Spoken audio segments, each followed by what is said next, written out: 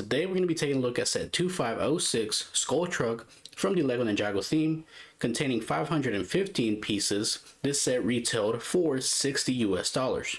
Now, if you want to purchase this set today, on average, it's going to cost you 173 US dollars. And if you want to purchase it new, it's going to cost you on average 72 US dollars. Now, the difference from this review and the other reviews is that we actually have the box. So taking a look at the front of the box, we have our 4 minifigures and the Skull Truck. Taking a look at the top of the box, we have all of our minifigures. And finally, taking a look at the back of the box, we have all the functionalities. So we have suspension, we have a launch mechanism, and then we have a biting mechanism over here. As well as, it shows our minifigures battling and the golden weapon you get, as well as another little feature that's included in this set. Now, as you may have noticed, the difference between this review and my other reviews is the fact that I have access to the original box and that the set is actually sealed. Now, this set came from Atlanta Brick Co. about 2 years ago. I went for the very first time and I purchased this set for $150 new in box. Now, the thing about that is that I have never opened this set in my life. And today we're going to break that seal so that we can review the Skull Truck for you guys. Now, let's go ahead and do that on camera and take a look at what's inside of this box. And as you can see, there goes a lot of value for this particular set. Now, let's take a look at what's inside of this box. These are the following items that are in the box. We have 1, 2, 3, 4 numbered bags. We have 4 rims right here and 4 large rubber tires right there. Along with that, we get 2 instruction pamphlets. Now, let's get into the build for this set. Here we have everything that comes out of bag 1. Taking a look from left to right for the minifigures, we have Whiplash, Jay, Zane, and Garmadon. And then for the main build, we have the skeletal structure for the Skull Truck. Now, one thing that I've noticed is that we already have the suspension system in place. As you can tell right here, we have springs on both sides that allow the truck to essentially bounce with that suspension. Another thing that I've noticed is that we can already tell which part of the truck is going to be the front, which is this side right here. This is what we have after building bag number 2. A much smaller bag compared to bag number 1. Looking at the main structure, we have a couple of updates. First, the addition of these 2 flame portions, which indicate that the vehicle is in motion. And then to the front, we have the construction of the jaw, which this seems to have came up a little bit, but we have the construction of the lower jaw achieved here. And then we also have this right here, which is the top portion of the vehicle and indicates where the driver sits and the construction of the engine. Now, one thing that I do dislike about this is the red and yellow that they have in here. I would have preferred that they gone with purple for these pieces just so that there was less of that standing out within the build. I just never like when they use a color that really shouldn't be in a build, but we'll just save that for the end and see if it gets covered up. Bag 3 was a large bag, the same as bag 1, and it allowed for more details being added to the vehicle. First, the engine has been finished out. It added better interior detailing here as well, with the panes being added. It added spotlights here in the back, 2 of them of course, and it started creating this mechanism for launching, which uses 1 rubber band on each side for a total of 2. Finally, after bag 4, we have the Skull Truck 100% completed. Now we can take a look at all the things that are potentially incorrect with this Skull Truck and what's shown in the show, along with the play features and the minifigure selection. So here are all our minifigures once again, and we're going to go from left to right. First, we have the Blue Ninja J. Now, his face is accurate. He still has his scar, which is correct. His shirt, however, is inaccurate. It should be a greenish blue. The cords on his torso as well should be more of a reddish brown, and they just don't pop out as much on the actual minifigure. Another minor issue is these lines here, these curvy lines that start from this end and end at this end. The point at which they end should be a little bit further to the right. So that's an inaccuracy as well. Then we have the sash. The sash itself should also be a greenish blue color. Now he has no printing on his side or his lower legs. And then on the back, he has no printing at all, even though he should. He's missing his cords connecting back here, along with the upper part of his shirt, and then sash printing right here that indicates that the sash goes all the way around. And we do not have an alternate face for this character.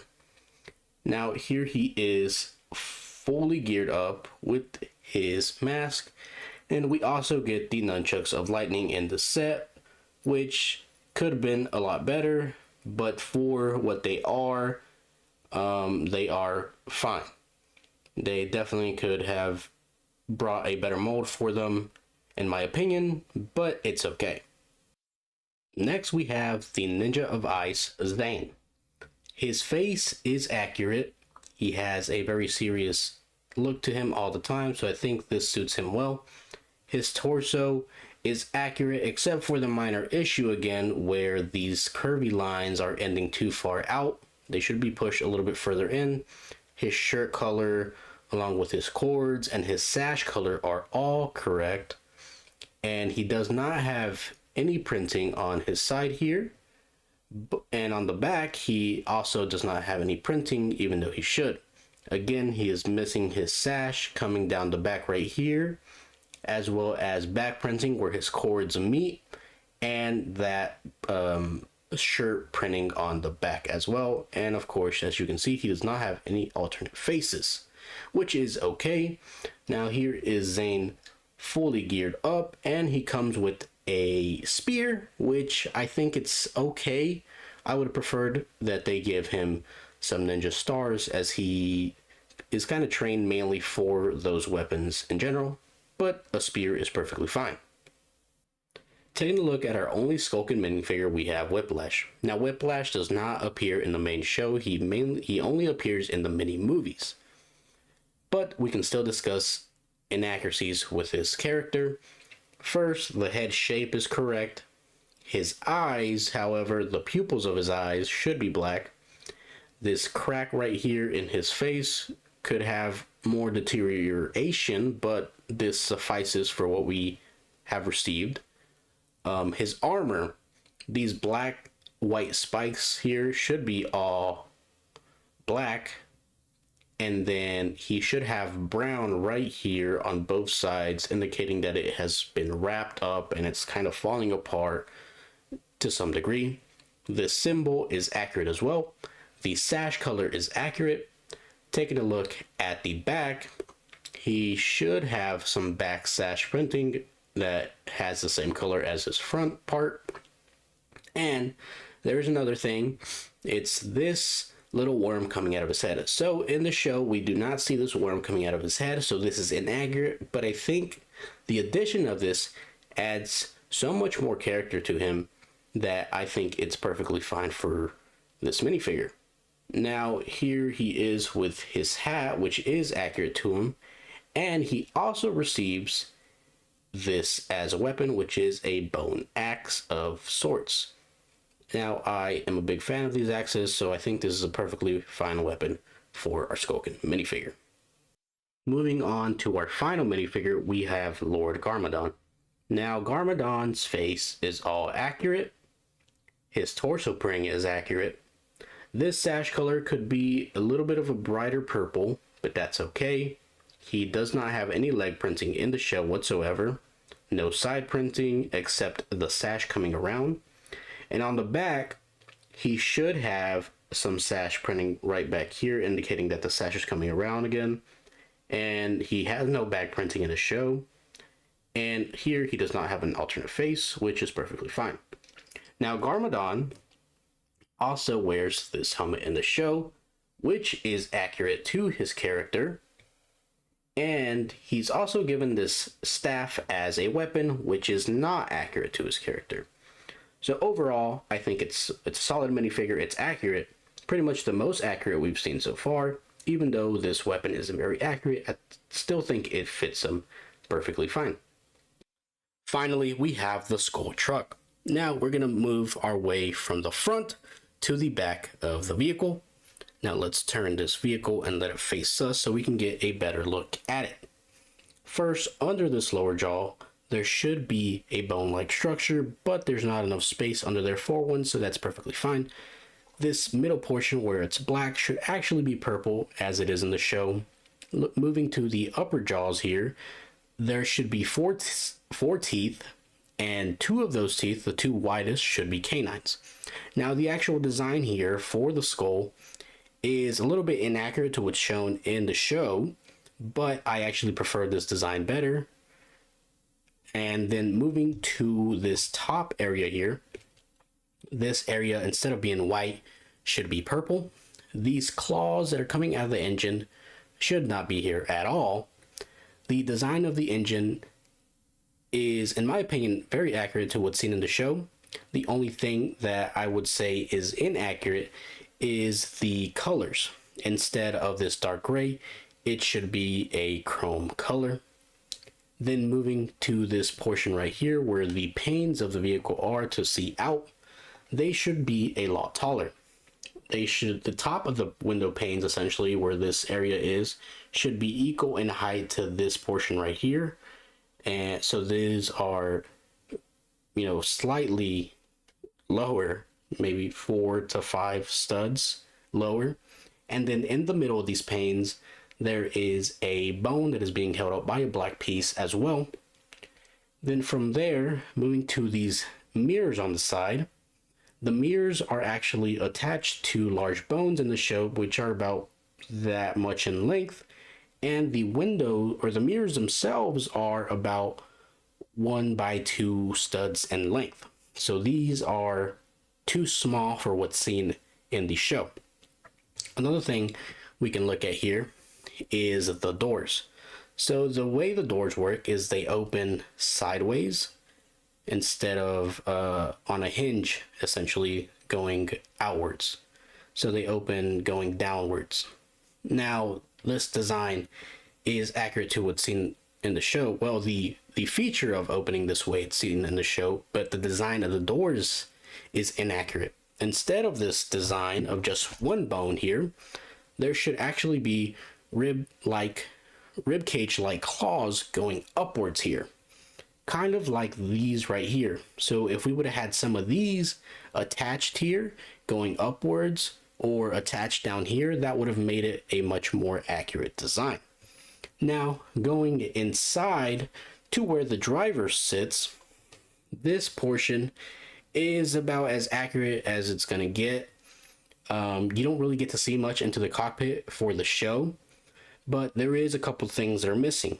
We are missing a speedometer and we are missing a gear shift. Now it's not that big of a deal. And looking at this space here, there is actually enough space to sit 3 characters here across as it's shown in the show. In the show, there's a driver and then there's about 3 people standing in this general area. So it's very accurate in terms of space.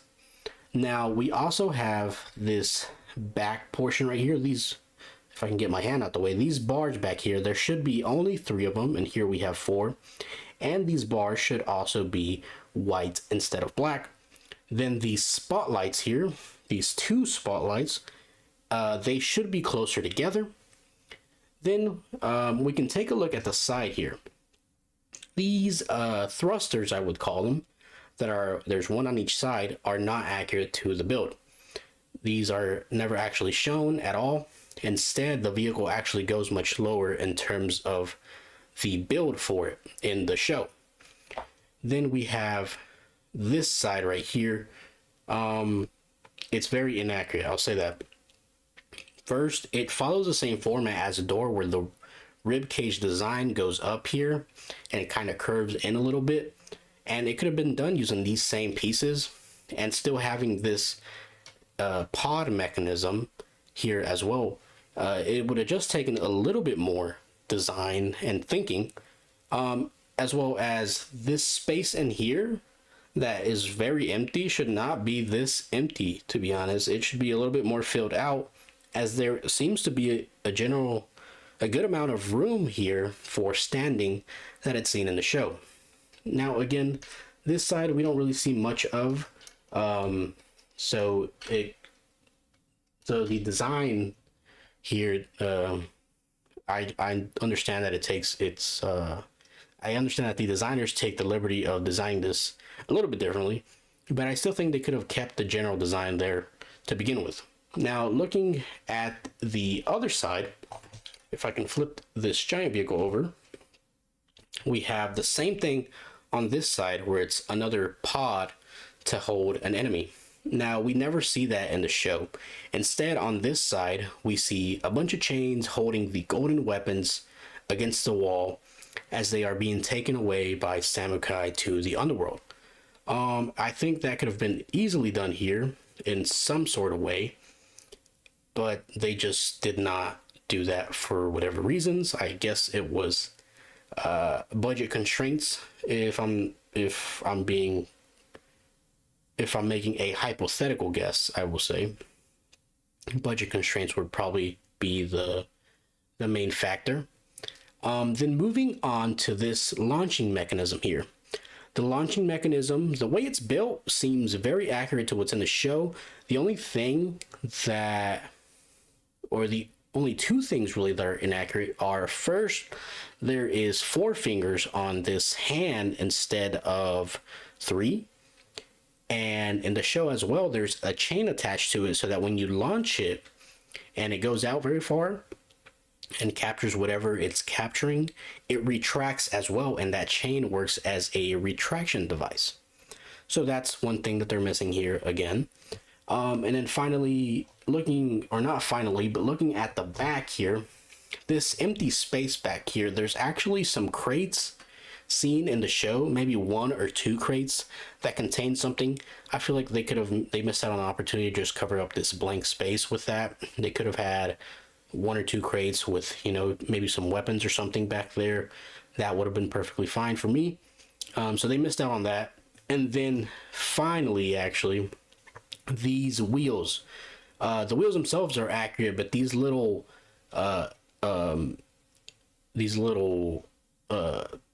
essentially blades on the rim, the color of them is inaccurate. Instead of this white, they should either be a dark gray or a pure black, kind of like the rims. So that's another thing we missed out on. We can finally take a look at the actual mechanisms that are advertised in the booklet, on the back of the box and such. First, the biggest one I would say is this chomping mechanism, which it's done through suspension and just a build where you could have a minifigure here hanging or running or whatever, and it's getting chased, and this skull is trying to chomp it. So I like that mechanism a lot. It's accurate to what's in the show as well. Another mechanism that's advertised is the launching feature. Now I'm gonna go here. Let's do it here. I'm gonna shoot it towards the camera so you guys can see the mechanism. So essentially, this hand in the show goes out and captures Nia, who is another character in the show, and then it retracts. So here, it essentially, through the use of elastic bands, you can pull this back, and well, that was a misfire. You can pull it back and launch it, and it goes out and captures whoever it's trying to capture, right? So that's another of the mechanisms that is advertised. The final mechanism that's really advertised is these pods here that are meant to essentially work as prison cells on a vehicle. So you would open these pods up, right? And let me grab a minifigure from over here. And you would take a minifigure and essentially put it in the pod, and he would be captured, right? Now, the back of this minifigure is a little bit harder to mess with. Here, let me take off this because the clip on the back of that is getting in the way. But essentially, right, you have a capture pod to capture enemies. So you would take that and then you would slip it on here, and now you have your, if I can get it on there, there we go. And now you have your Skulking army that captured, an enemy, and they're gonna, keep them locked up somewhere once they get back to base. So that is the other mechanism, the last mechanism that's really advertised for this set. Now, let's talk about the sorry about that. Let's talk about the set itself. So here we have everything that you get with the Skull truck. Again, the set retailed for $60 in 2011, and it's going to cost you some money if you want to get it today. Now, the minifigure selection started off strong. We have Jay and Zane, which makes sense in the set, but then you get Whiplash, and then you get Garmadon, and then it doesn't make sense. Whiplash, I can understand receiving him, but Garmadon just does not make sense in this set. Garmadon is never seen driving this vehicle in any capacity. He's always in the underworld. Whiplash makes more sense just because he's a Skulkin, but you never see him in this vehicle. You only see him in the mini movies, and even then he's never seen in a vehicle in general. So while Whiplash makes more sense than Garmadon, he doesn't entirely make any sense. What we should have gotten here is either Knuckle and Cruncha and then Samukai, or Whiplash and Knuckle, or Whiplash and Cruncha and Samukai. Just Skulkin minifigures for sure. Garmadon could have been left out entirely for me. If we would have gotten Samukai and Cruncha or Knuckle on top of Whiplash, I feel like the selection would have been pretty much perfect. You would have gotten Samukai, who was the leader of the Skulkin before Garmadon. You would have gotten two generals, essentially, who you technically see with this vehicle pretty often, either Cruncha or Knuckle. And then Whiplash being, just another Skulkin, potentially general, as he is named, and he just appears to be a general of some sorts. And then you would have gotten two protagonists, being Jay and Zane, who you definitely see in scenes with this vehicle. Now, the inclusion of all those would have made this set, at least the minifigure selection of it, a lot better. Looking at the actual set, there is a lot of inaccuracies, I will say, but they're not super major. If we had more budget for this set, I would have loved to have seen a couple of things change. First, get rid of these thrusters, or if you're going to have them in, at least add them in at the back and not under. I would have loved to see the actual cockpit area, or just the top portion of the vehicle more built out going upwards, and then this area right here more built out going downwards, as it would have added a lot more character to the vehicle. I would have loved to have seen more budget go into this back area, so that it's not just empty space. Another thing is these pods. If we would have just had one, that would have been fine. Having the other one, I feel like, is too much. I feel like the other side could have had what I was talking about before, where the golden weapons are being carried in the Skull truck. That would have been great on that other side. And then this back area should just have been built out higher more, just to have more space there for more minifigures standing and whatnot. And then again, I would have loved to seen some type of retractable mechanism on this hand, where when it launches, there's a chain that you can retract back. Even if it gets stuck, you know, on something, that would have added way more character to the vehicle than just it flying out and, you know, having nowhere to really no way to get back into this area. So 60 US dollars, right? What you get here, I think it's good. I think it could have been better, of course, with the better minifigures. I think if you take out Garmadon, put Samukai in, that would have been great for me. Built out the vehicle more and it would have been perfect. I would have given this, I think it's good. It could have been great. It could have been perfect even. But again, that's my review. Let me know what you guys think. If you guys think 60 US dollars back then was worth it for this, what changes would you have liked to seen? Make sure to like, subscribe, all that stuff. And I will see you guys in the next video.